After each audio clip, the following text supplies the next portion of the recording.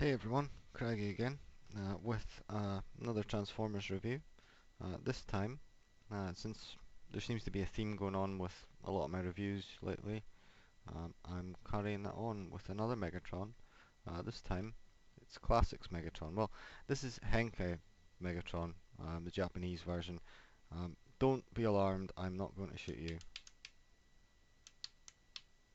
I couldn't even if I wanted to. As you can see, he's a gun. Um, he's got a little sight thing going on there.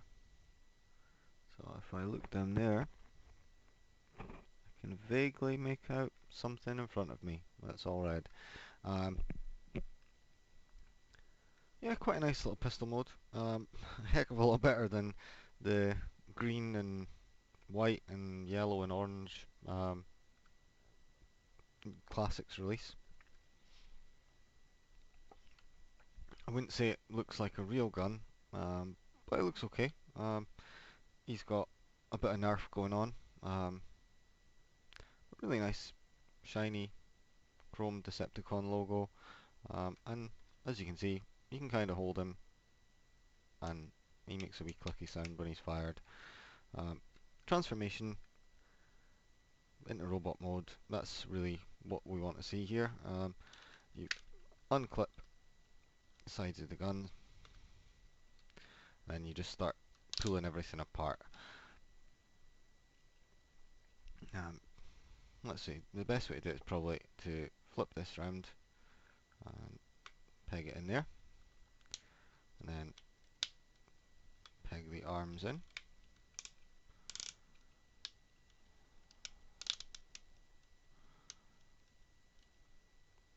Then if you pull the legs away from this, you can pull it, trigger up and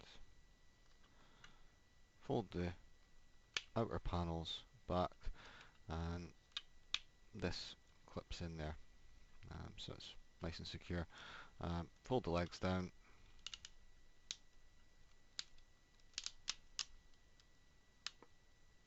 these panels slide up, and these are really nice black shiny, they must be chrome but they're painted black over them. um, then fold out his little feet. I say little, they're actually quite big, they're a decent size, and there's little heels that come out as well. It makes him quite stable when he's in robot mode. On this panel, it's not that secure. I wish there was like a clip or something in place, but that's okay. So you've got him looking like this now. Come in here, and that's that way it goes. Pull out that panel, and you can flip the hands out. Same on the other side.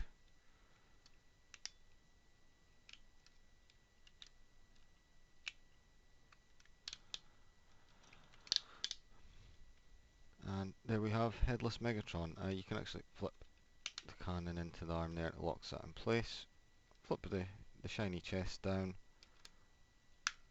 Now comes his head, and you can see he's got some pretty nice light piping on the face there. Big red block on the back, makes him look pretty cool. Keep sliding that foot down. Yeah, so he's pretty nice. He's got a bit of a backpack. You can fold these out to the side if you want to give him kind of wings, or fold them back if you prefer. You can actually, if you really want to, take the whole piece off. I know a lot, well, not a lot of people, but I know there are people that have done that. It's not going to be that easy to take off. You have to knock out one of the pins on this bit to take the wings off, and you could still do that and just have those as a separate piece that you clip around it. Let's see, there's these little bits that you can fold in on the sides as well. Oh, and actually bits up the top that I never clipped in when I was making them into gun mode there. Posability is pretty good. He's got a bit of a ball joint on his head. Up and down, clicky ratchets, in and out, clicky ratchets. clicky elbow, non-clicky swivel at the bicep. The hands don't move at all. Same on the other side. And he's got his big cannon there. The legs are, well, the thighs are ratcheted, but not quite as noisily. Outwards, fairly noisy, and the knee is. And there's a bit of a swivel as well, and yeah, you can move the toes if you really want to. Apart from this big giant backpack, he's pretty badass looking. It's a shiny chrome chest with a Decepticon logo painted on him.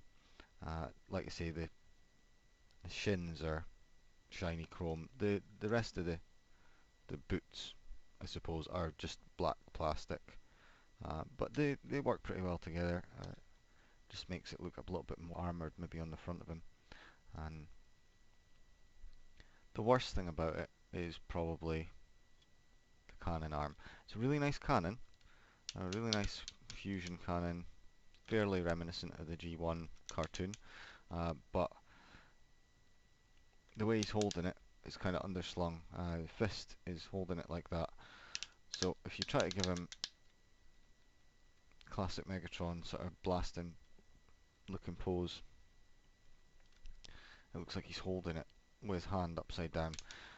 Bit weird, but not that noticeable, fairly forgivable. It doesn't bother me that much. Not especially when there's the nice big shiny Decepticon logos on them there.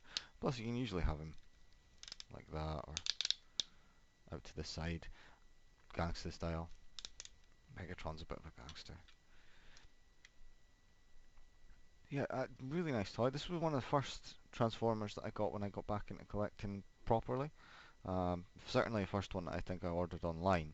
Um, I made the effort to get this guy because the normal one wasn't going to cut it for me, and at the time it was probably the best, possibly the only sort of transforming G1 Megatron, or G1-esque Megatron beyond the original, and I still think he holds up. He's got a really nice head sculpt. It's not going to focus, is it? Nah, it never does. Um, yeah, it's really quite good. I love the light piping on him. I've taken a few photos of him, and with the light behind him, he really does look pretty menacing and evil. So this one was one that I was quite happy with, and I got him for an okay price. Maybe a little bit more than I would have wanted to pay at the time, but I didn't really understand the pricing of these things. And what I got him for was pretty much a steal compared to what I've seen him go for in the years since, and even compared to buying a Japanese import Voyager now. Um, There's not really anything bad about this guy, other than the backpack, which I can kind of live with. If I'm standing him on a shelf, you can put other bots around him to kind of hide that, or you can just have it out to the side and just say, well, Megatron's got wings now. You can always, if you really want to, and you're posing him, pop this off and just have it sort of sitting at the back. You can't really see it like that, but I think it looks good even with those. I've only got a few more Megatrons that I can really review, so I'll probably get to them. Thanks for watching.